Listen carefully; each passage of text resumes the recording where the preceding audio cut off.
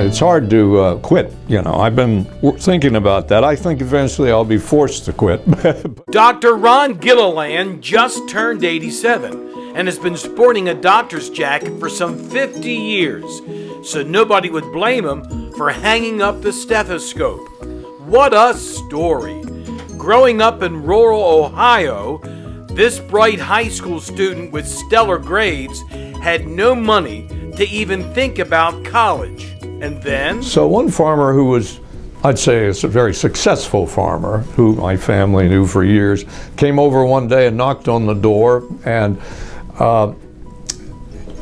Edwin Heyman.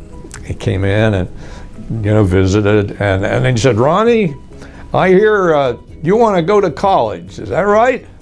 I said, "Well, it'd be nice, I'd like to." And he said, "Tell you what, I'm going to loan you the money to go to college, and I won't even charge you interest on it, but I do expect you to pay me back. And there's one string attached. When you get so you've got to help somebody get their educations." Okay? Ron and wife Carol have lived up to that commitment, recently establishing an endowed scholarship here at Graceland. They've also helped med school students land residencies and fellowships. They've also hosted a number of Graceland students, hooking them up with summer internships at St. Agnes Hospital in Baltimore. It's at St. Agnes where Gillilan pioneered an observational study that linked a belief in a higher power with successful rehab after major heart surgery. You see, Ron is a cardiologist and an evangelist in Community of Christ. You see, research projects nowadays publish reports, very rarely say anything about patients' religion. And it might be then that that's an important factor in how patients get along in the future.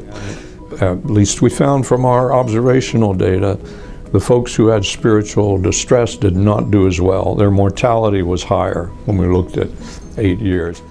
Those important findings will be published soon, but as the backup medical director of preventative cardiology, Gillilan has already been schooling young docs, as he likes to call them, on a better bedside manner.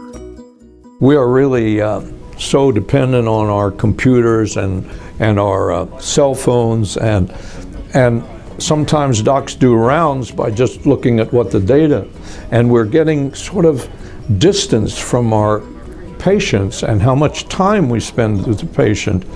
And I think part of the message of our project is there's still some things to be learned, that the only way that you can find out about is by talking with the patient. The good doctor recently wrapped up 12 years serving on the Graceland Board of Trustees. He still remembers the invitation. So I felt like I've been sort of a part of Graceland most of my adult life. And so that was another reason it was an honor to be on the board. I'm really a part of Graceland now. I got to know people on the board and just amazed at the talents that we have there. And it gave me the assurance Graceland's going to be okay. And I know there are folks who worry about that right now, that, well, we're not doing some of the things we used to do. But we're doing some things very well. Dr. Ron Gillilan, recipient of this year's Graceland Award of Recognition. Boy, did we get it right.